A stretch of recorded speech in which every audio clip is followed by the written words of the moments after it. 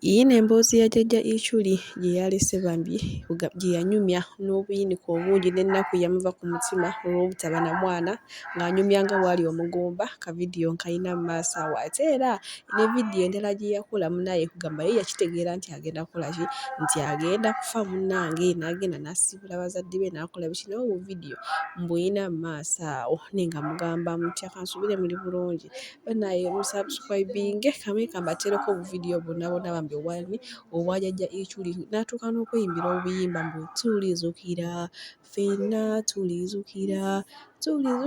ffe mu kitiibwa kya Yezu olw'oluvannyuma kugamba badde alina buvidiyo bw'ajja akola munnange ku lunaku lwe olwa birthday we yakakasiza oba we yagambira abantu nti agenda kukola ki nti agenda kufa era n'agamba munnange ye n'ayogera n'essaawa z'agenda okufa kugamba byewuunyisa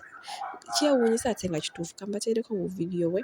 era musobole nammwe okuba nga mubyerabirako bannange. Naye bannange ofa ng'ozadde abaana obwedde obulwadde bunnuma nga siina gwentuma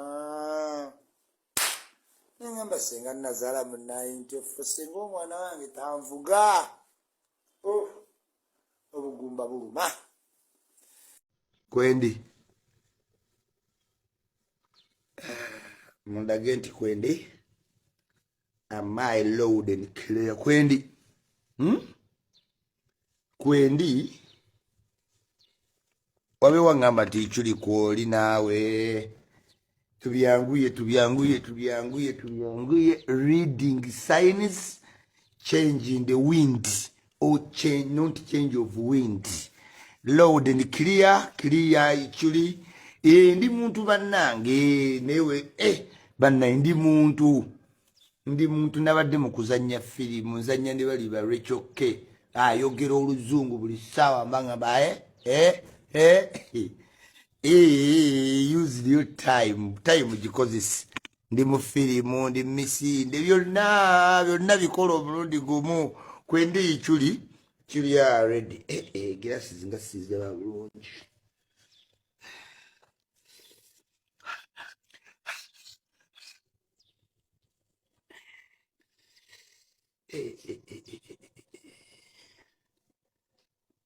chai mama wekipepeo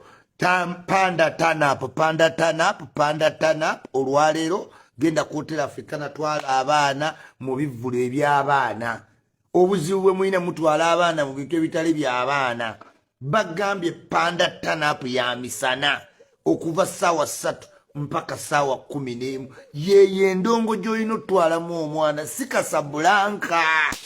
njo sanga omukazi mu bbala nkukwata n'omwana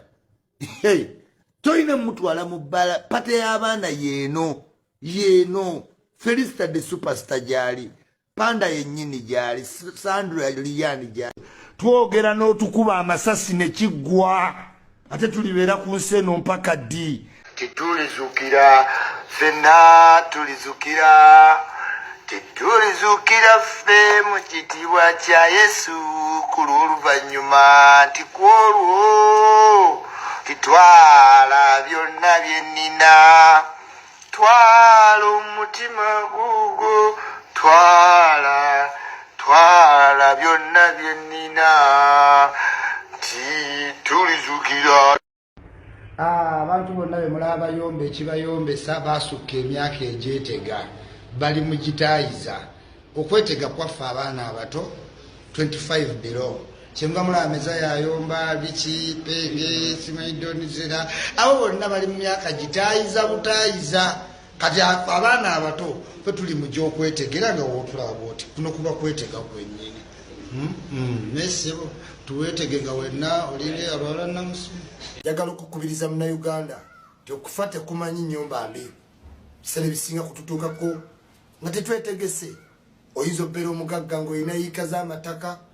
naye munnange n'ofa n'oziikibwa nga tewali n'ategedde nti ogayina